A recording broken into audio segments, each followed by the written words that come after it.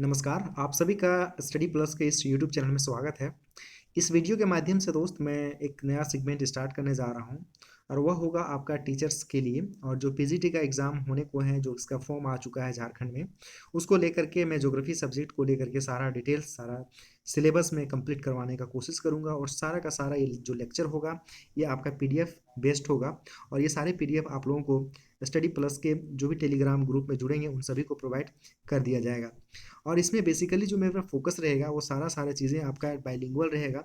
मैं कोशिश करूँगा कि आपका हिंदी और इंग्लिश दोनों मीडियम में मैं मटेरियल आप लोगों को प्रोवाइड करने की कोशिश करूँगा।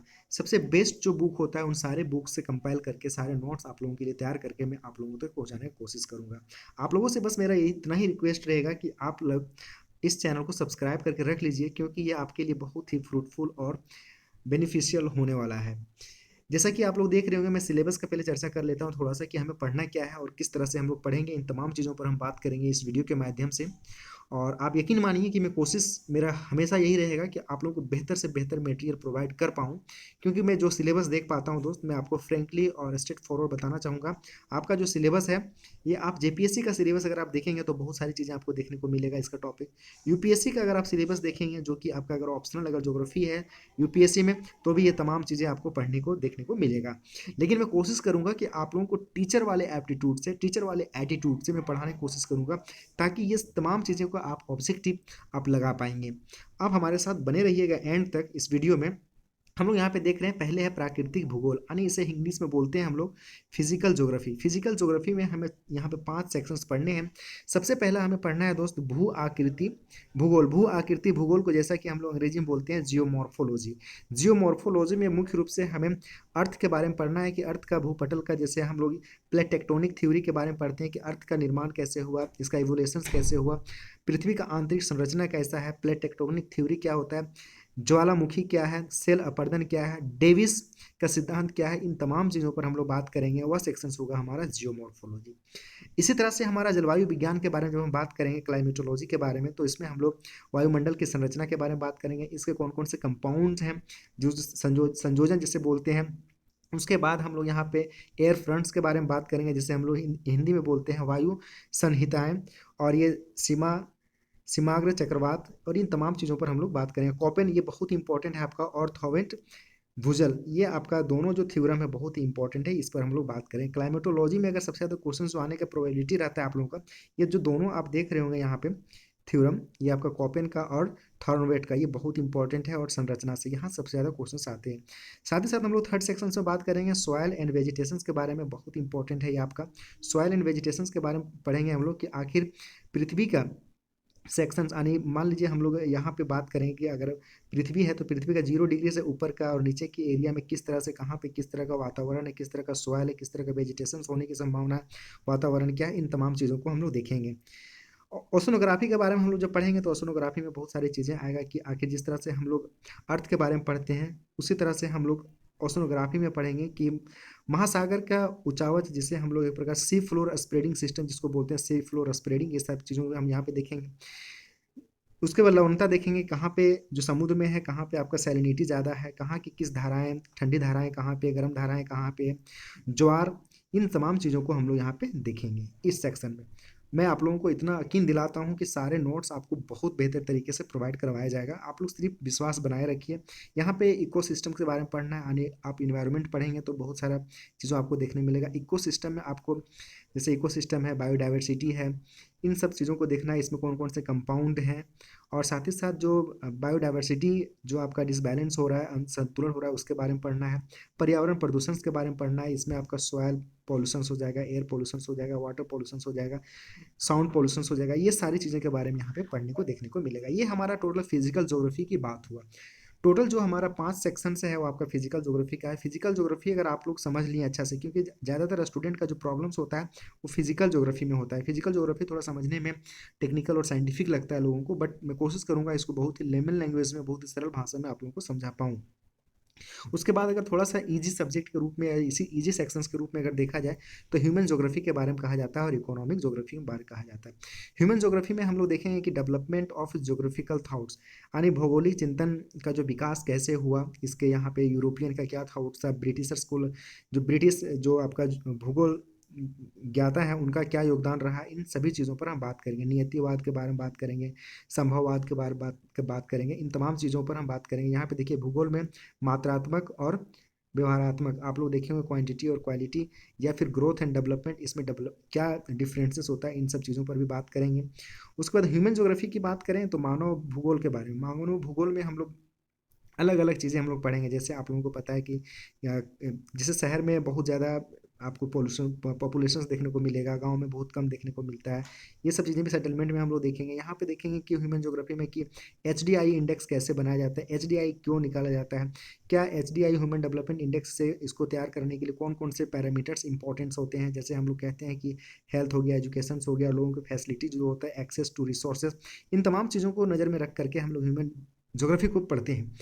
इन सब चीज़ों पर भी हम बात करें। डेमोग्राफी डिविडेंड क्या होता है, बात करेंगे हम लोग सेटलमेंट ज्योग्राफी का, कैसे बस्तियों का अधिवास हुआ, शहर कैसे बसे, नगर कैसे बसे, और कितने टाइप्स होते हैं आपके सेटलमेंट का। लीनियर टाइप होता है, रेक्टेंगुलर होता है, सर्कल होता है, इन सब चीज़ों के बारे में हम लोग पढ़ेंगे। साथ ही साथ जब हमारा सेटलमेंट हो गया तो सेटलमेंट होने के बाद लोगों में एक आ जाता है पॉलिटिकल ज्योग्राफी। पॉलिटिकल ज्योग्राफी में हम लोग पढ़ेंगे कि राष्ट्र क्या है, राज्य की संकल्पनाएं कैसे हुए, सीमांत और सीमाएं, इन सब चीज़ों के बारे में हम लोग बात करेंगे। यहाँ तक तो हमारा दोस्त जो भी बात हुआ, ये हमारा सीगमेंट जो चल रहा है वो है हमारा ह्यूमन और इकोनॉमिक ज्योग्राफी का। इकोनॉमिक ज्योग्राफी में आप देखेंगे, जैसे आपने बार्टर सिस्टम का नाम सुना होगा कि कुछ तुम ले लो कुछ हम मुझे दे दो, यहाँ पैसे का बात ही नहीं है। तो इस तरह की चीज़ें जो हम लोग देखते हैं इकोनॉमिक ज्योग्राफी में, किस तरह से डेवलपमेंट हुआ, माप तोल की चीज़ें कैसे विकसित हुआ, क्या समस्याएं आए, संसाधन का जब कम होने लगा तो क्या इस तरह की, इन तमाम चीज़ों को हम ये सब पढ़ेंगे। बहुत ज़्यादा डिटेल्स हम लोग सिलेबस के ओवरव्यू में नहीं बात कर रहे हैं, बट हम इन सब चीज़ों पर बात करेंगे। भूगोल, जो भारत का भूगोल है, हम लोगों ने भी जो कुछ भी पढ़ा वो समझिए कि एक प्रकार से वर्ल्ड ज्योग्राफी के प्रोस्पेक्टिव में सारी चीज़ों को देखा। लेकिन अब हम लोग देखेंगे कि भारत के ज्योग्राफी को लेकर के, कि भारत का जो फिजिकल ज्योग्राफी है उसका क्या स्ट्रक्चर्स है, क्या उसके सिग्निफिकेंस है।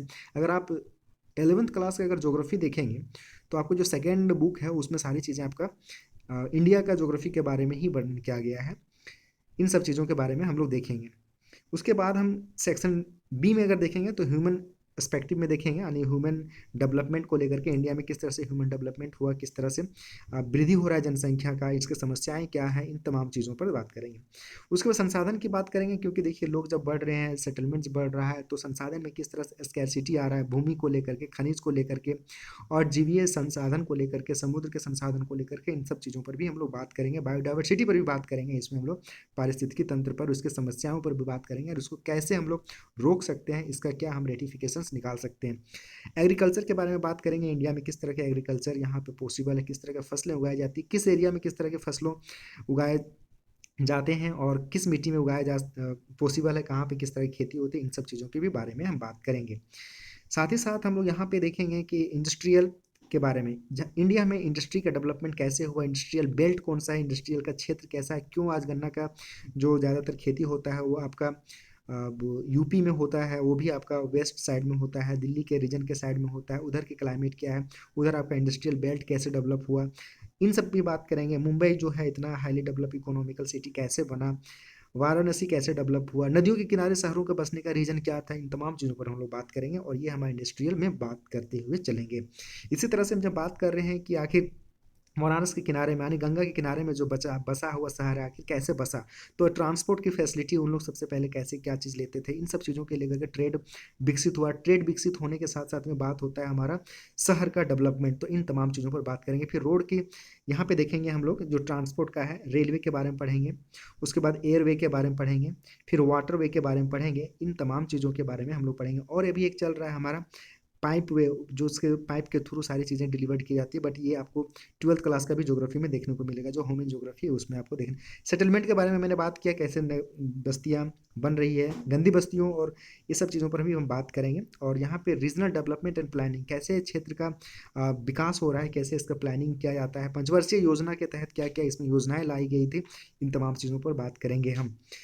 यहाँ तक अगर हम लोग पढ़ लेते हैं दोस्त, तो समझिए कि मेरा 70% और 80% तक हमारा सिलेबस कंप्लीट हो जाता है ज्योग्राफी का पीजीटी के रिगार्डिंग। अब हमारा जो भी चीज़ें बचता है वो झारखंड ज्योग्राफी को लेकर के, आमतौर पर झारखंड ज्योग्राफी को लेकर के सभी स्टूडेंट को ईजी और कंफर्ट फील होता है, वो यहाँ तक कर लेते हैं। लेकिन जब हम लोगों ने ऊपर के सारे सेक्शंस कर लिया है तो झारखंड का ज्योग्राफी भी पढ़ने में बहुत ईजी और स्मूथ लगेगा।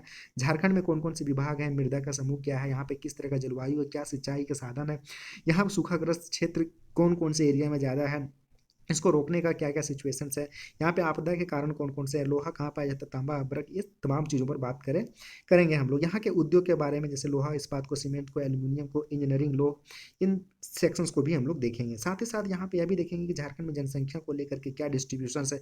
आप देखेंगे कि धनबाद हो गया, रांची हो गया, सपोज एग्जाम्पल के तौर पर मैं ले रहा हूँ, जमशेदपुर हो गया, यहाँ पे सबसे ज़्यादा जनसंख्या क्यों है, इसके पीछे का कारण क्या है, क्या इसके कारण जो है वो आपका जॉब है, लोगों का रोजगार है, इंडस्ट्रियल है, इन सब चीज़ों पर भी बात करेंगे। और यही बात यहाँ पे आपको देखने को मिलेगा झारखंड की जनसंख्या के बारे में, और झारखंड के प्रमुख जनजातियों के बारे में पढ़ेंगे, और इनके समस्याएं और समाधान और नगरीकरण के प्रारूप को भी समझेंगे।